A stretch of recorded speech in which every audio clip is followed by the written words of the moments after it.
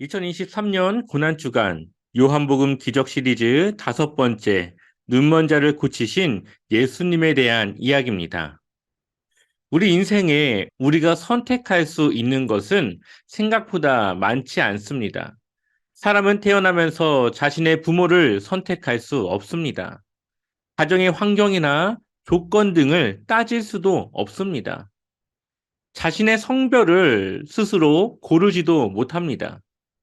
또한 살아가면서 무수히 많은 계획을 세우지만 번번이 실패하고 계획대로 되어지지 않을 때가 많습니다. 이처럼 우리의 삶에 밀려오는 어려움과 고난들은 우리의 의지와 또 뜻과는 상관없이 마주하게 되죠. 우리는 어떻게 우리의 삶에서 일어나는 어려움과 고난들을 대해야 할까요? 요한복음 9장에 한 소경이 나옵니다. 이는 나면서부터 소경이었던 자입니다.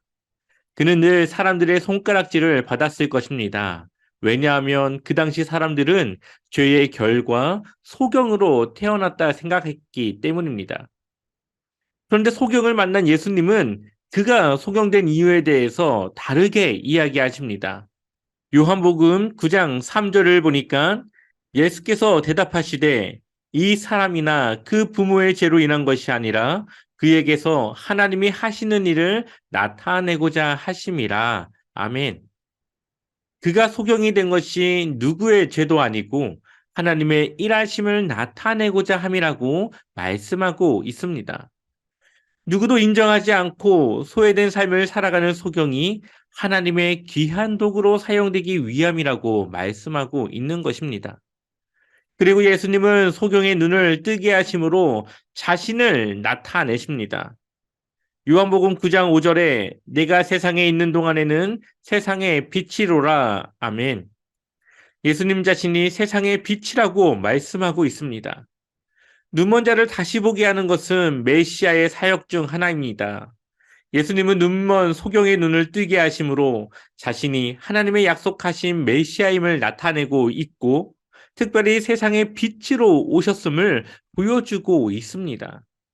이제 볼 수 있게 된 소경은 육신의 눈이 밝아졌을 뿐만 아니라 그의 영적인 눈 또한 밝아지게 되었습니다.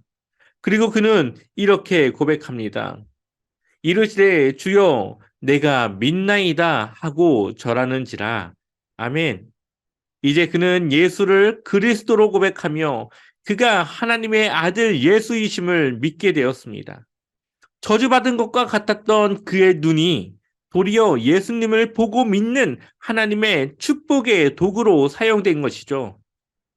우리가 예수님의 제자로 하나님의 백성으로 살아가는 것은 이전과 다른 가치를 지닌 그러한 하나님의 도구로 살아간다고 하는 것을 의미합니다. 이제는 하나님의 도구로서 하나님의 일하심을 우리의 삶을 통해 나타내야 합니다. 세상의 눈으로 볼 때 부족함과 연약함은 내 인생을 망하게 하는 것이었습니다. 그러나 하나님의 눈으로 볼 때의 연약함은 하나님의 능력을 나타내게 하며 연약함을 강하게 하시어서 살아계신 하나님을 증거하고 나타내는 도구입니다. 그러니 믿는 그리스도인은 부족함에 감사하고 연약함을 드러내야 하는 것이죠. 비록 우리는 부족하고 연약하지만 하나님이 함께 하심을 통해 부족함이 메어지고 연약함이 도리어 강함이 되는 삶을 살아갈 수 있습니다. 고린도후서 4장 7절을 보면 우리가 이 보배를 질그릇에 가졌으니 이는 심히 큰 능력은 하나님께 있고 우리에게 있지 아니함을 알게 하려 함이라. 아멘. 질그릇과 같이 연약한 삶에 하나님이 함께 하실 때에 우리의 삶은 하나님의 능력과 뜻을 나타내는 도구가 될 수 있습니다. 오늘 하루 우리의 강함을 드러내기보다는 연약함을 통해 우리를 통해 일하시는 하나님을 경험하시고 나타내길 축원합니다. 여러분을 통해 내가 아니라 하나님이 높아지고 영광받게 될 것입니다. 우리는 하나님을 위해 쓰임받는 하나님의 도구입니다.